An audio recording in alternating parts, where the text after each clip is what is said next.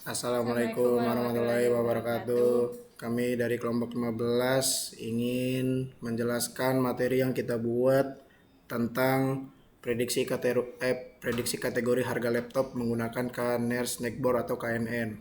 Sebelumnya kami ingin memperkenalkan diri dulu. Nama saya Muhammad Rafael Langga dengan NIM 2023 31320.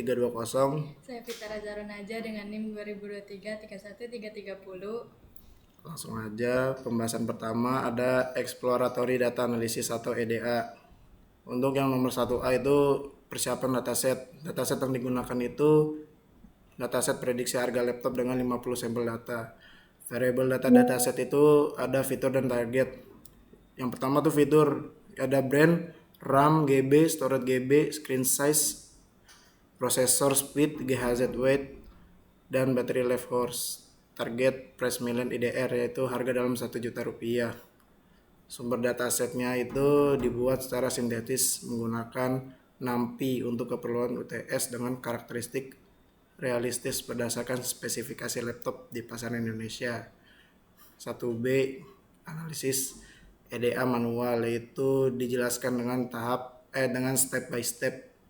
Langkah pertama yaitu memahami struktur data. Di sini ada df.info, dfdescribe, dfdescribe itulah. Yang pertama itu memeriksa jumlah data 50 sampel dan 8 kolom. Yang kedua itu memeriksa tipe data, mix type yaitu objek dan numerik. Yang ketiga itu statistik deskriptif, ada min, std, min, max, quartiles. Selanjutnya ada langkah kedua, pengecekan data quality. Yang pertama kita masukkan codingannya berupa df is null, sum, df duplikat yang terdiri dari hasil tidak ada missing values dan hasil tidak ada data duplikat. Selanjutnya dataset bersih dan siap untuk dianalisis. Yang ketiga, analisis korelasi. Correlation sama dengan df select dtypes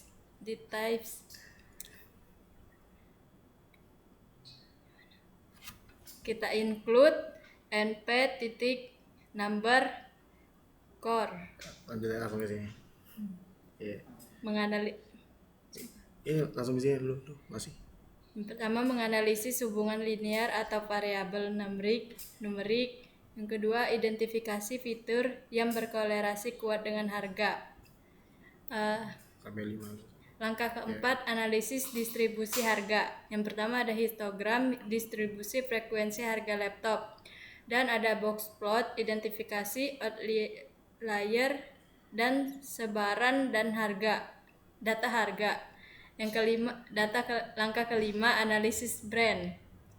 Diagram batang distribusi merek laptop dengan proporsi setiap brand dalam dataset. Selanjutnya, kemudian langkah 6 yaitu analisis hubungan fitur versus harga. Di sini scatter plot mulai dari RAM versus harga, kemudian storage versus harga, dan yang ketiga processor speed versus harga, yang keempat weight versus harga, yang kelima battery life versus harga, yang terakhir screen size versus harga. Masuk ke 1C yaitu analisis yang dilakukan dan alasan. Yang pertama itu analisis data quality. Alasannya yaitu memastikan data bersih sebelum pemodelan. Hasilnya itu data lengkap tanpa missing values atau duplikat. Yang kedua, analisis korelasi. Alasannya itu mengidentifikasi fitur yang paling berpengaruh terhadap harga. Hasilnya itu RAM, processor speed, dan storage menunjukkan korelasi positif dengan harga. Yang ketiga, analisis distribusi. Alasannya itu memahami sebaran data dan mendeteksi outlier. Hasilnya itu distribusi harga cukup variatif beberapa laptop high-end. Yang keempat ada analisis brand. Alasannya memahami komposisi merek dalam dataset dan hasilnya distribusi brand cukup merata. Yang kelima ada analisis relationship.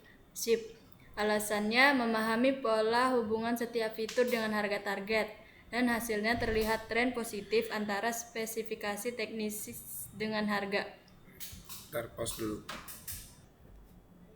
Oke, kita lanjut ke nomor 2, yaitu pembuatan model machine learning algoritma yang dipilih, KNN, dan alasan pemilihan KNN ini. Yang pertama itu cocok untuk dataset ukuran kecil hingga menengah. Dan yang kedua itu mudah diimplementasikan dan diinterpretasikan. Yang ketiga, tidak membuat asumsi tentang distribusi data. Dan yang terakhir, berkinerja baik untuk data dengan hubungan nonlinear. Step by step pembuatan model KNN manual ini, yaitu berikut merupakan keseluruhan kode program yang digunakan dalam pembuatan model KNN regressor untuk memprediksi harga laptop berdasarkan spesifikasi teknisinya. Ya, ini termasuk kode yang saya bangun pembangunan model KNN. Lanjut aja ke penjelasannya. Setelah menjalankan kode tersebut, diperoleh hasil dan evaluasi sebagai berikut. Encoding variabel kategorikal itu kita ngisi pakai label encoder. Ya, label encoder def brand encode, label encoder fit transform. Kemudian memisahkan fitur dan target. X sama dengan df brand encoded, itulah RAM GB, storage GB, screen size inch, processor speed GHz, weight kg, battery life hours, itu. Lanjut. Selanjutnya ada split data training dan testing. Kita masukkan dengan coding X train, X test, Y train, Y test sama dengan train test, split X, Y test size dengan size 0.2, random state dengan 42. Selanjutnya standarisasi fitur. Kita masukkan kodenya dengan scalar sama dengan standar scalar, X train scalet sama dengan scalar fit transform, X train X test scalet sama dengan scalar transform X test. Dan langkah kedua, pencarian nilai K optimal Python K value sama dengan range result. For K in K values KNN sama dengan K neighbor regressor N neighbors sama dengan K KNN fit X train scalet Y train Y pred train sama dengan KNN predict X train scalet Y pred test KNN predict X test scalet R2 train sama dengan R2 score Y train Y pred train R2 test sama dengan R2 score Y test Y pred test result append K R2 train R2 train R2 test R2 test.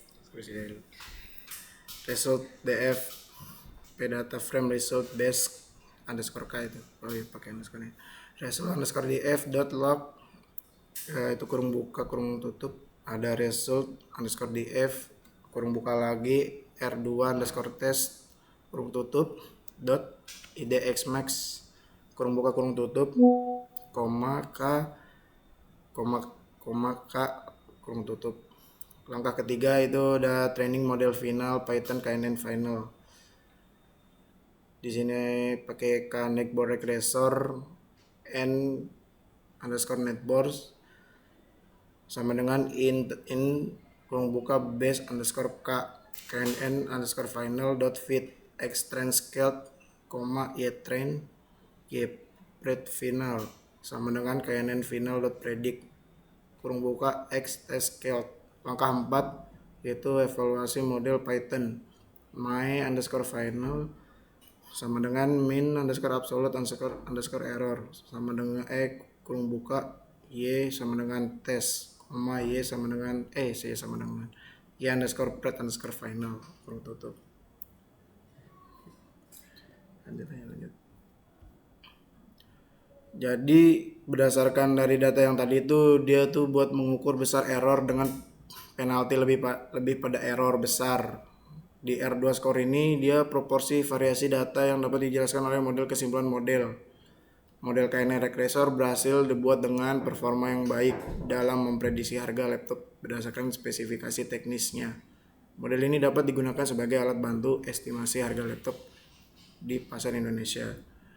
Oke, itu aja sekian dari kami. Kurang lebih mohon maaf. Assalamualaikum warahmatullahi wabarakatuh.